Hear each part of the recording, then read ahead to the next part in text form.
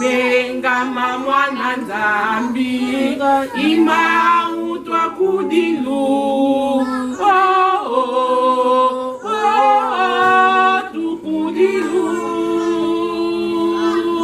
tukudilu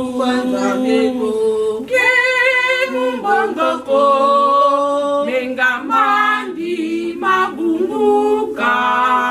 mengama mwana Nzambi imau twa kudilu tukudilu beto tukudilu kinga tukudilu diaudia pwenya tuveolo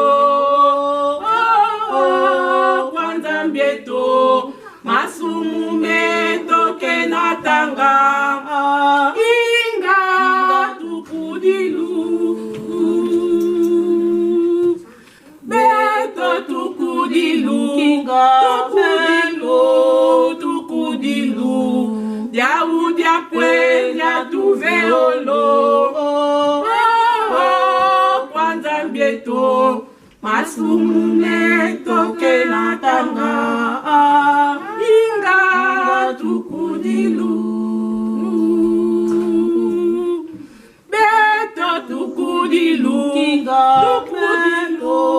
tukudilu diaudia pwenya tuveolo